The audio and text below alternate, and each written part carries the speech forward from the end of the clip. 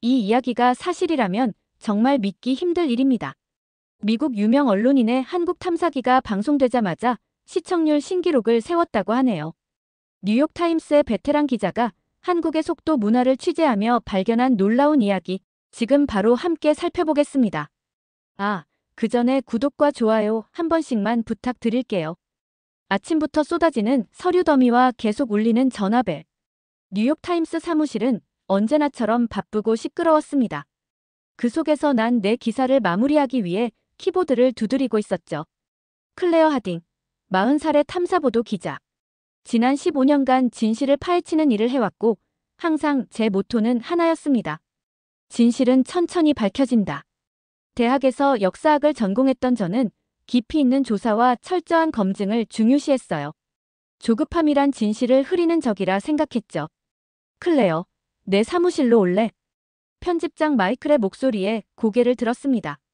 그의 표정만 봐도 뭔가 큰 프로젝트가 온다는 걸 알 수 있었어요. 사무실에 들어서자 마이클은 한 묶음의 자료를 내 앞에 밀어놓았습니다. 한국에 대한 특집 기사를 쓰고 싶은데 내가 적임자라고 생각해. 한국이요? 의아했습니다. 동아시아에 대한 취재 경험이 전무했거든요. 그래, 이 자료 좀 봐. 경제 성장률, 기술 발전 지표, 글로벌 혁신 순위. 모두 비정상적으로 빠르다는 데이터야. 그들의 속도, 문화가 어떻게 이런 성장을 이끌었는지 심층 취재해줬으면 해. 자료를 훑어보며 반신반의했습니다. 빠르다고 다 좋은 건 아니잖아요. 어디선가 분명히 부작용이 있을 거예요. 마이클은 미소 지었습니다. 바로 그거야. 내 회의적인 시각이 필요해. 2주 후에 서울행 비행기 티켓을 예약해놨어. 집에 돌아와 10살 딸 소피아에게 이야기했을 때 아이는 눈을 반짝이며 좋아했어요. 엄마, K-팝 좋아하는 거 알지? 방탄소년단 콘서트 보고 올 수 있어? 한숨을 내쉬었습니다. 아이에게 이건 신나는 모험이겠지만 저에겐 그저 또 다른 취재였어요. 소피아를 부모님께 맡기고 서울행 비행기에 몸을 실었습니다. 14시간의 비행 동안 한국에 관한 자료를 읽었지만 여전히 이해가 잘 되지 않았어요. 대체 무엇이 이 나라를 그토록 빠르게 움직이게 하는 걸까요? 단순한 경쟁심? 효율성에 대한 집착? 아니면 또 다른 무언가? 인천국제공항에 도착하자마자 놀라운 경험이 시작됐습니다. 자동 입국 심사대. 뉴욕 케네디 공항에서라면 1시간은 기다려야 할 입국 절차가 겨우 30초 만에 끝났어요. 아직 비행기 모드도 풀지 못했는데 벌써 수속이 끝나버렸죠. 제 앞에 선 한국인들은 마치 미리 연습이라도 한 듯 부드럽게 시스템을 통과해 나갔습니다. 지문 인식, 얼굴 인식, 그리고 출구. 모든 게 너무 빨랐어요. 5분 만에 공항철도 티켓을 구매하고 열차에 탑승했습니다. 기차는 정확히 예정된 시간에 출발했고 디지털 전광판은 다음 역까지의 시간을 초 단위로 보여주었죠. 서울행 열차 안에서 문득 생각했습니다. 이건 우연이 아닐 거야. 노트북을 펼쳐 메모를 시작했습니다. 첫 번째 관찰 한국인들은 시간을 다른 방식으로 인식하는 것 같다. 그들에게 빠름은 선택이 아니라 표준인 듯하다. 서울 시내 호텔에 체크인하는 과정도 놀라울 정도로 빨랐어요. 직원이 내 여권을 스캔하고 지문을 등록하고 룸키를 건네주는데 걸린 시간은 고작 2분. 뉴욕에서라면 최소 15분은 걸릴 절차였습니다. 넌 지금 속도의 나라에 들어왔어. 스스로에게 중얼거리며 호텔 창문으로 서울의 밤을 바라보았어요. 둘째 날 아침, 시차 적응이 안 된 상태로 6시에 눈을 떴습니다. 호텔 창문으로 보이는 서울은 이미 깨어나 있었어요. 출근길에 오른 사람들로 거리는 활기를 찾고 버스와 지하철은 정확한 시간표에 맞춰 움직이고 있었죠. 이게 바로 속도의 나라구나. 서둘러 씻고 첫 인터뷰 약속을 위해 준비했습니다. 오늘의 첫 만남은 서울 시내의 대형 기업에서 근무하는 직장인 몇 명과의 인터뷰였어요. 지하철로 이동하기로 했습니다. 지하철역에 도착하자마자 또 한 번 놀랐어요. 사람들이 마치 프로그램된 것처럼 질서정연하게 움직이고 있었습니다. 지하철 계단을 오르내리는데도 오른쪽 서고 왼쪽 걷기라는 불문율이 존재했어요. 와, 이건 마치 인간 컨베이어 벨트 같네. 티켓 구매도 놀라웠습니다. 한국인들은 대부분 교통카드를 사용했고 티켓 발매기 앞에서 머뭇거리는 사람이 거의 없었어요. 저는 영어 안내를 찾아 헤매다가 결국 한 젊은이에게 도움을 청했습니다. 실례합니다. 티켓을 어떻게 구매하나요? 그는 미소를 지으며 쉽게 설명해 주었고, 심지어 제가 목적지까지 가는 방법까지 알려주었죠. 1분도 채 걸리지 않았어요.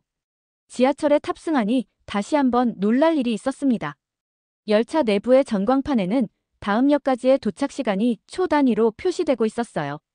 그리고 정확히 그 시간에 열차는 역에 도착했죠. 이건 정말 대단하군. 더 놀라운 건 승객들의 행동이었습니다. 대부분이 스마트폰을 보거나 책을 읽거나 아니면 그냥 눈을 감고 있었어요. 하지만 자신의 하차역이 다가오면 마치 내장된 알람 시계라도 있는 듯 정확하게 일어나 문 앞으로 이동했습니다. 인터뷰 장소인 대기업 로비에 도착했습니다. 약속 시간보다 10분 일찍 도착했는데도 인터뷰 대상자들은 이미 기다리고 있었어요. 안녕하세요, 클레어 씨. 저희가 먼저 준비하고 있었습니다. 그들의 시간 관념이 또 한 번 저를 놀라게 했습니다. 미국에서는 약속 시간에 정확히 맞춰 도착하는 것이 예의지만 여기서는 미리 와서 기다리는 것이 당연한 듯 했어요. 인터뷰 중에 한 직장인이 말했습니다. 우리는 시간을 매우 중요하게 생각해요. 빨리빨리 문화라고 하죠. 식사도 빨리 하고 일도 빨리 처리하고. 그게 우리 삶의 일부가 됐습니다. 한국에선 속도가 생존입니다. 회사에서 일을 빨리 못하면 도태되죠. 그의 말에 고개를 끄덕이며 이 빨리빨리 문화의 뿌리를 더 깊이 파헤쳐 봐야겠다고 생각했어요. 이건 단순한 습관이 아니라 사회 전체를 움직이는 원동력 같았으니까요. 점심시간이 되자 또 다른 놀라운 광경이 펼쳐졌습니다. 사무실 건물에서 쏟아져 나온 직장인들은 마치 시간 제한이 있는 것처럼 서둘러 식당으로 향했어요. 한 식당에 들어가 관찰해보니 사람들은 평균 20분 안에 식사를 마쳤습니다. 심지어 일부는 15분 만에 끝내고 다시 사무실로 돌아갔죠. 저기요, 보통 점심시간이 얼마나 되나요? 옆자리의 직장인에게 물었습니다. 법적으로는 1시간이지만 다들 빨리 먹고 일하거나 카페에서 쉬는 편이에요. 식사 자체는 대개 20분이면 충분하죠. 이건 정말 충격적이었습니다. 미국에서는 점심시간이 적어도 45분에서 1시간 정도 걸리는데 여기서는 그 절반 시간에 모든 걸 해결해냈어요. 오후에는 배달 서비스에 대해 알아보기로 했습니다. 호텔로 돌아와 한국의 배달 앱을 다운로드 받고 실험을 시작했어요. 커피 한 잔을 주문했더니 놀랍게도 정확히 8분 후에 도착했습니다. 커피 한 잔에 8분이라고? 내가 직접 가는 게 더 느리겠는데. 배달하는 게 기본이에요. 더 걸리면 고객이 불만을 제기하니까요. 그의 말에 깊은 인상을 받았습니다. 이 속도에 대한 기대가 단순한 선호가 아니라 하나의 사회적 규범이 된 것 같았어요. 사람들, 대체 왜 이러지? 저는 노트북을 펼치고 오늘의 관찰 내용을 정리했습니다. 한국인들의 속도에 대한 집착은 단순한 성격이나 습관이 아닌 것 같았어요. 이것은 더 깊은 사회 문화적 배경이 있을 텐데. 다음 취재 대상은 이 속도의 역사적 기원을 찾아보는 것으로 정했습니다. 대체 무엇이 이 나라를 토록 빠르게 만들었을까요? 서울대학교 인문대학의 한국역사학 권위자인 박민석 교수와의 만남을 기다리고 있었어요. 속도에 집착하는 한국인들의 모습 뒤에 숨겨진 역사적 배경을 알아보기 위해서였죠. 교수실 문이 열리고 단정한 외모에 60살쯤 되어 보이는 남성이 나타났습니다. 클레어 하딩 씨지요? 들어오세요. 박민석 교수는 영어로 말을 걸었지만 저는 통역사를 동반했고 한국어로 대화하는 게 더 정확할 거라고 제안했습니다. 그는 미소를 지으며 동의했어요. 한국의 속도 문화에 대해 알아보고 있다고 들었습니다. 흥미로운 주제네요. 네, 처음 서울에 도착했을 때부터 이 도시의 빠른 템포에 놀랐어요. 이런 속도가 언제부터 한국 사회에 존재했는지 궁금합니다. 박민석 교수는 생각에 잠긴 듯 잠시 침묵했습니다. 그리고 책장에서 오래된 사진첩 하나를 꺼내왔어요. 사실 조선시대만 하더라도 한국은 여유로운 나라였습니다. 그가 펼친 사진첩에는 구한말과 일제강점기의 흑백 사진들이 있었어요. 느리게 움직이는 마차, 여유롭게 거리를 거니는 사람들의 모습이 담겨 있었죠. 그럼 언제부터 변화가 시작됐나요? 급격한 변화는 한국전쟁 이후부터라고 볼 수 있습니다. 완전히 폐허가 된 나라를 재건하는 과정에서 빠름이 중요해졌죠. 그는 다른 페이지를 넘겼습니다. 이번엔 60년대, 70년대의 산업화 현장. 밤낮 없이 일하는 노동자들, 빠르게 지어지는 건물들, 늘어서 있는 공사장. 이때부터 빨리빨리라는 말이 우리 사회의 핵심 구호가 됐습니다. 가난에서 벗어나기 위한 절박함이 속도를 만들어낸 거죠. 박민석 교수의 설명은 계속되었습니다. 한국은 불과 50년 만에 최빈국에서 세계 10손가락 안에 드는 경제대국이 됐어요. 서구 국가들이 200년에 걸쳐 이룬 산업화를 우리는 한 세대 만에 달성했습니다. 그 과정에서 속도는 우리의 생존 전략이었죠. 놀라운 변화네요. 그런데 경제가 안정된 지금도 왜 그 속도를 유지하고 있을까요? 박민석 교수는 웃으며 대답했습니다. 90년대 말 외환위기가 터졌을 때 우리는 또다시 속도에 의존했죠. 가장 빠르게 국제통화기금 관리 체제에서 벗어났어요. 그리고 2000년대 초반 정보기술 혁명이 시작되자 우리는 세계에서 가장 빠르게 초고속 인터넷을 보급했고 그의 말을 들으니 점점 이해가 되기 시작했습니다. 한국의 속도는 단순한 문화적 특성이 아니라 역사적 필요의 산물이었던 거죠. 그럼 이런 속도 문화가 한국 사회에 미친 영향은 무엇일까요? 장점과 단점이 있을 것 같은데요. 물론이죠. 장점은 놀라운 경제 성장과 기술 발전을 이루었다는 점이고 단점은 사람들이 항상 긴장 상태에 있다는 점입니다. 조급증이라는 일종의 사회적 질병도 생겨났죠. 박민석 교수는 창밖을 바라보며 말했습니다. 흥미로운 점은 최근 젊은 세대들 사이에서 슬로우 라이프를 추구하는 경향이 나타나고 있다는 거예요. 그들은 부모 세대의 속도에 지친 겁니다. 인터뷰를 마치고 나오면서 많은 생각이 들었습니다. 한국의 속도는 단순한 습관이 아니라 역사적 생존 전략이었던 것이죠. 그리고 그 전략은 몇십 년 동안 성공적이었습니다. 석양이 질 무렵 서울의 한 카페에 앉아 생각에 잠겼어요. 바깥에는 여전히 빠르게 움직이는 사람들로 가득했지만 이제는 그들의 걸음걸이가 다르게 보였습니다. 그것은 단순한 조급함이 아니라 생존을 위한 본능적인 움직임이었어요. 이건 그냥 빨리 움직이는 게 아니라 살아남기 위한 방식이었군. 노트북을 열고 오늘의 인터뷰 내용을 정리했어요. 한국의 속도에 대한 미스터리가 조금씩 풀리는 기분이었습니다. 하지만 여전히 궁금했어요. 이 속도를 가능하게 하는 시스템은 무엇일까? 어떤 인프라가 이런 빠른 생활 방식을 뒷받침하고 있을까? 이 질문에 대한 답을 찾기 위해 다음 날의 취재 계획을 세웠습니다. 한국의 인터넷 인프라, 배달 시스템, 그리고 스타트업 문화까지 속도를 지탱하는 모든 것을 파헤쳐 보기로 했어요. 아침 일찍 일어나 호텔 창문을 열었습니다. 서울의 아침은 여전히 바빴어요. 오늘은 한국의 속도를 가능하게 하는 시스템과 인프라를 파헤쳐 볼 계획이었습니다. 우선 인터넷 속도부터 테스트해 보기로 했어요. 호텔 와이파이를 이용해 속도 측정 앱을 실행했습니다. 와, 이게 말이 돼? 다운로드 속도가 무려 초당 500MB가 넘었어요. 뉴욕의 제 아파트 인터넷 속도보다 5배 이상 빨랐습니다. 호기심에 휴대폰의 무선 네트워크로 테스트해봤더니 그것도 초당 200MB가 넘었어요. 유선 와이파이가 아니어도 이 속도라고. 이건 그냥 빛의 속도야. 궁금증이 커졌습니다. 한국의 인터넷 인프라에 대해 좀 더 알아보기로 했어요. 한국정보통신정책연구원의 최지연 연구원과 만남을 가졌습니다. 한국이 세계 최고 수준의 인터넷 속도를 유지하는 비결이 뭔가요? 최지연 연구원은 자부심이 넘치는 표정으로 대답했습니다. 정부 주도의 적극적인 투자와 경쟁 환경 조성이 핵심이었습니다. 90년대 말부터 광케이블 네트워크 구축에 막대한 예산을 투입했고 통신사들 간의 치열한 경쟁을 유도했어요. 그런데 왜 특별히 인터넷 속도에 집중했을까요? IMF 외환위기 이후 정부는 지식 기반 경제로의 전환을 모색했어요. 인프라가 그 핵심이었죠. 게다가 한국은 인구 밀도가 높아 네트워크 구축의 효율성도 높았고요.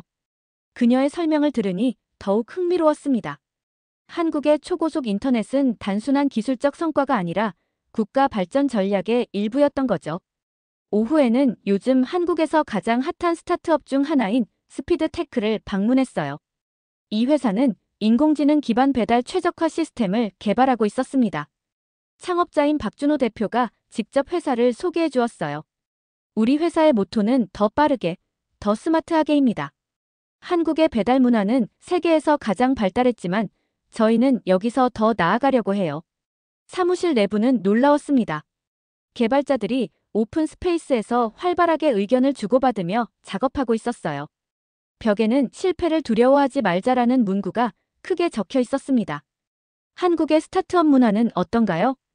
우리는 빠르게 실패하고 빠르게 개선한다는 철학을 가지고 있어요. 실리콘밸리의 방법론을 한국식으로 재해석했습니다. 한 달에 한 번씩 새로운 기능을 출시하고 사용자 피드백을 즉시 반영하죠. 박준호 대표의 말에 고개를 끄덕였습니다.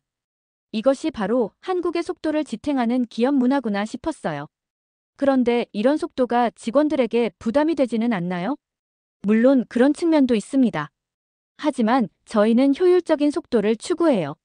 단순히 빨리 일하라고 강요하는 게 아니라 시스템과 프로세스를 개선해서 같은 시간에 더 많은 성과를 내는 방식이죠. 박 대표의 설명을 들으며 깨달았습니다. 아, 단순히 조급한 게 아니라 효율성을 극대화한 거구나. 회사 투어를 마치고 나오면서 생각했습니다.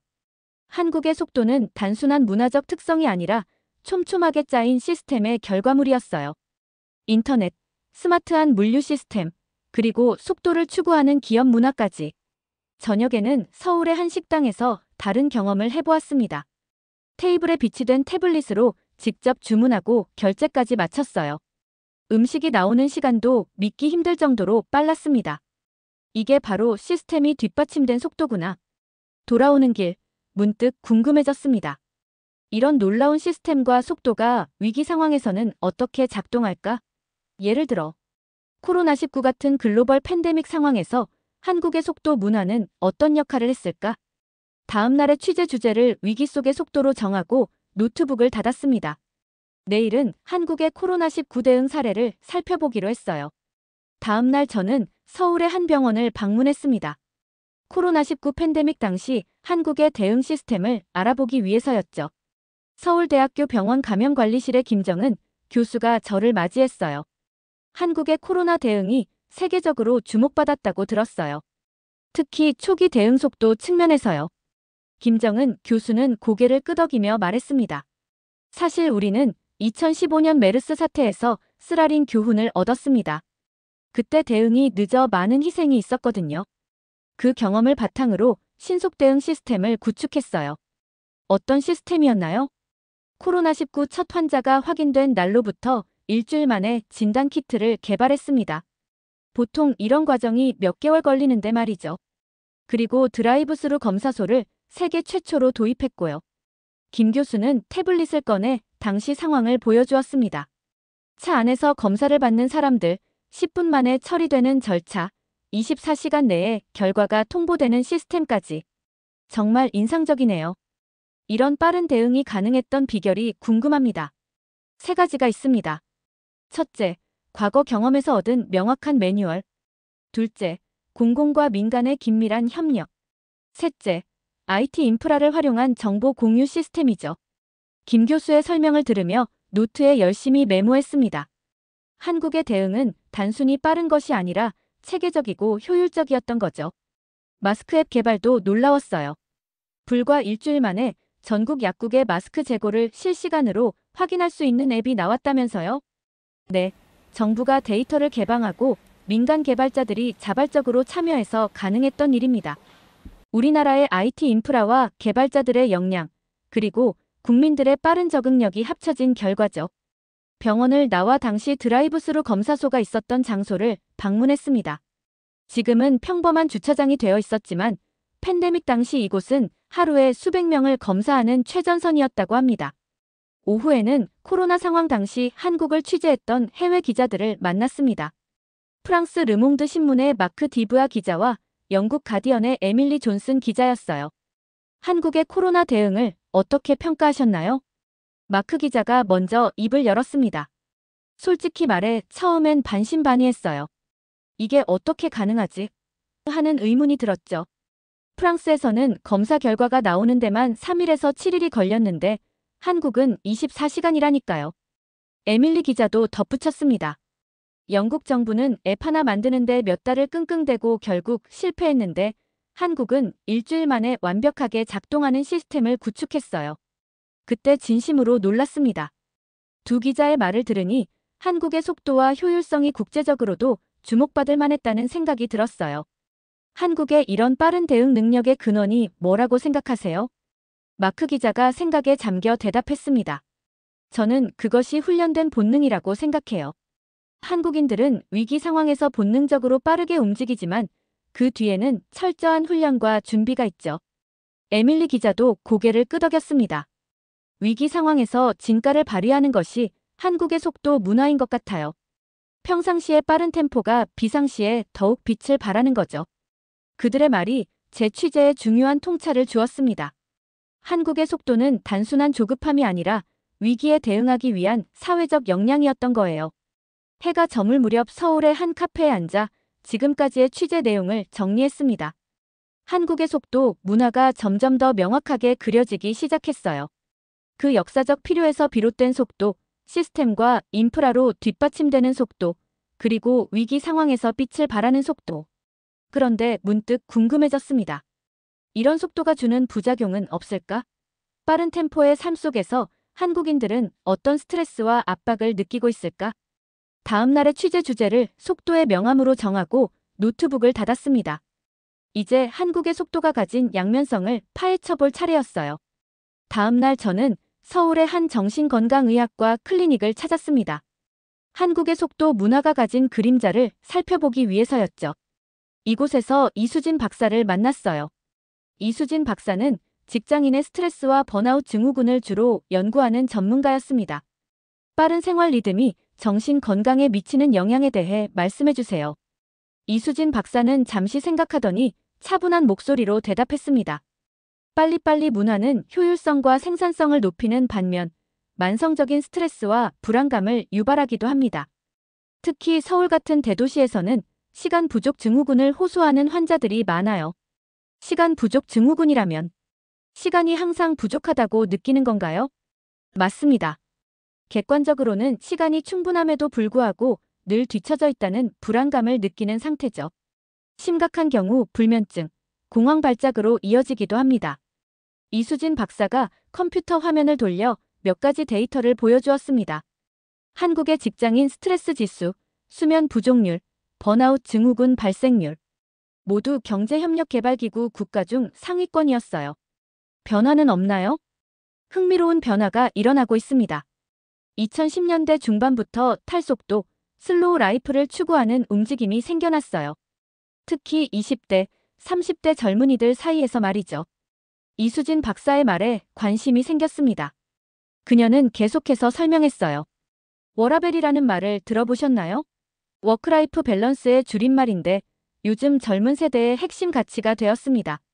그들은 부모 세대처럼 무조건 빠르게 달리기보다 자신의 페이스를 유지하며 삶의 질을 중시해요. 클리닉을 나와 다음으로 향한 곳은 강남의 한 스타트업 회사였습니다. 이곳은 슬로우 워크라는 새로운 근무 방식을 도입한 회사로 직원들의 웰빙과 창의성을 높이기 위해 노력하고 있다고 했어요. 최태준 대표가 회사를 소개해 주었습니다. 저희는 의미 있는 속도를 추구합니다.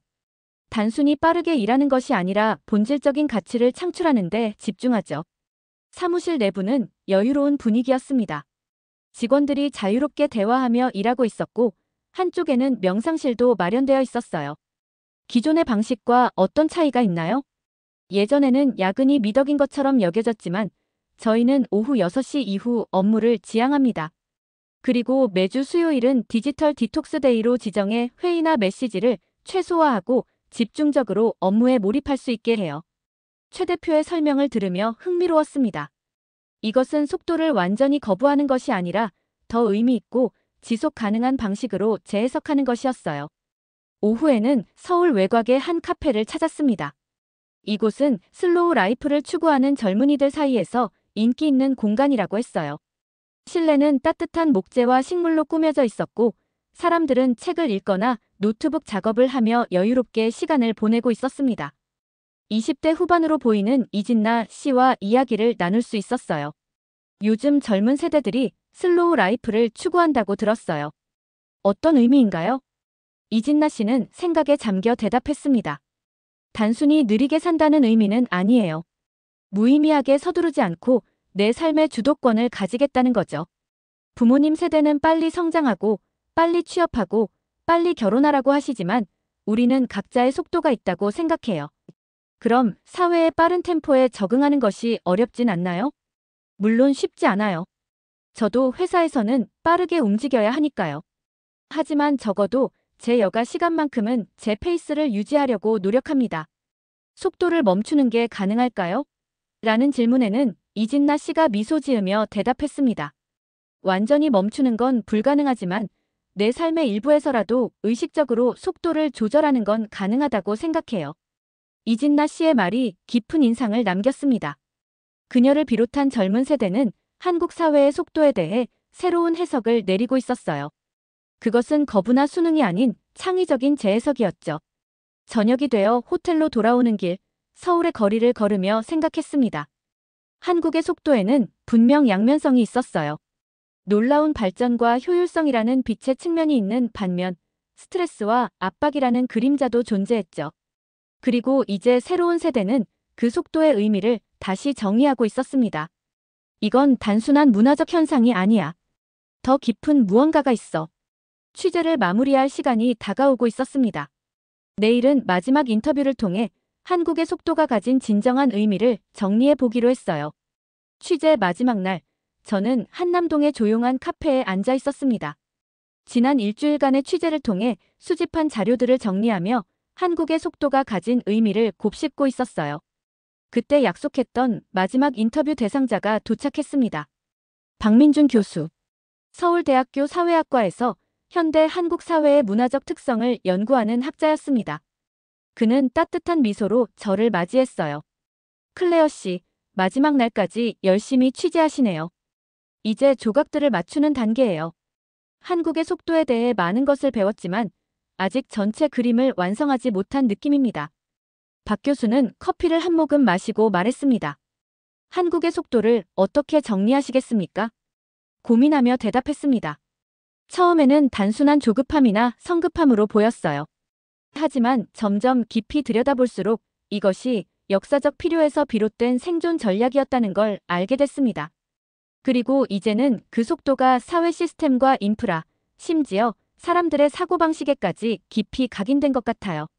박 교수가 고개를 끄덕였습니다. 날카로운 통찰입니다. 실제로 한국의 속도는 단순한 문화적 특성이 아닙니다. 그것은 거의 DNA에 가까운 것이 되었어요. DNA라. 흥미로운 표현이네요. 네, 생각해보세요.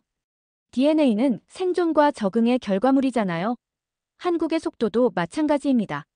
식민지 시대, 전쟁, 빈곤, 압축 성장. 이 모든 역경을 극복하기 위해 우리는 빨리 움직여야 했어요. 그리고 그 과정에서 속도는 단순한 행동 패턴이 아니라 우리의 존재 방식이 되었죠. 박 교수의 말이 깊은 울림을 주었습니다. 이것이 바로 제가 찾던 핵심이었습니다. 빨리빨리는 어떤 의미인가요? 그것은 일종의 리듬입니다. 마치 재즈 음악처럼 빠르지만 무질서하지 않고 즉흥적이지만 혼란스럽지 않은. 한국인들은 이 리듬에 맞춰 살아가는 법을 배워왔습니다. 흥미로운 비유네요. 그런데 이런 속도가 지속 가능할까요? 특히 젊은 세대들이 슬로우 라이프를 추구하는 추세가 보이던데요. 박 교수는 창 밖을 바라보며 대답했습니다. 젊은 세대의 변화는 속도의 거부가 아니라 재해석이라고 봅니다. 그들도 여전히 효율적이고 생산적입니다. 다만 맹목적인 속도가 아니라 의미 있는 속도를 추구하는 거죠. 결국 한국의 속도는 형태를 바꾸며 계속 진화할 겁니다. 인터뷰를 마치고 나와 서울의 거리를 걸었습니다. 이제 취재의 마지막 부분, 스탠드업을 촬영할 시간이었어요. 강남역 앞, 수많은 사람들이 빠르게 오가는 장소를 배경으로 카메라를 설치했습니다. 클레어, 준비됐으면 시작할게요. 카메라맨의 신호와 함께 마지막 멘트를 전했습니다. 여기 서울에서 일주일을 보내며 저는 속도의 새로운 의미를 발견했습니다. 처음에는 한국인들의 빠른 움직임이 단순한 조급함이라 생각했어요. 하지만 그것은 깊은 역사적 뿌리를 가진 생존과 번영을 위한 전략이었습니다. 잠시 주변을 둘러보며 계속했습니다.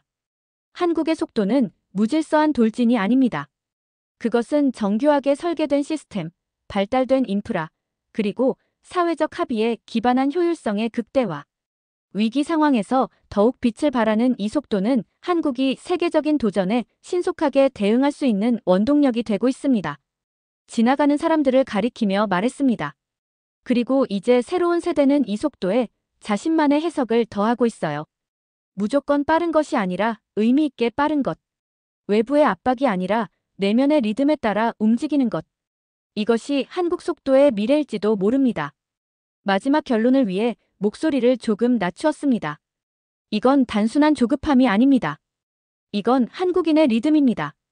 클레어 하딩, 뉴욕타임스, 서울에서 전해드렸습니다. 컷. 완벽해요, 클레어. 촬영을 마치고 카메라와 장비를 정리하는 동안 저는 마지막으로 서울의 풍경을 눈에 담았습니다. 빠르게 움직이는 사람들, 정확한 시간에 도착하는 지하철, 순식간에 배달되는 음식들. 이제 이 모든 것이 단순한 현상이 아니라 하나의 사회적 DNA로 보였어요. 호텔로 돌아와 짐을 싸면서 이번 취재가 단순한 다큐멘터리를 넘어 제 자신에게도 큰 깨달음을 주었다는 생각이 들었습니다. 속도의 진정한 의미. 그것은 조급함이 아니라 적응과 생존, 그리고 끊임없는 진화. 비행기 창문으로 멀어지는 서울의 불빛을 보며 생각했습니다. 이 도시는 멈추지 않아. 하지만 그건 무작정 달리는 게 아니라 자신만의 리듬으로 전진하는 거야. 그리고 노트북을 열어 다큐멘터리의 첫 문장을 적었습니다. 속도의 나라 한국, 그곳에서 나는 단순한 빠름이 아닌 하나의 생존 예술을 발견했다. 지금까지의 사연, 어떻게 들으셨나요? 재밌게 들으셨다면 댓글로 남겨주세요. 추첨을 통해 커피 쿠폰을 보내드립니다. 다음에 더 재밌는 사연으로 돌아올게요. 감사합니다.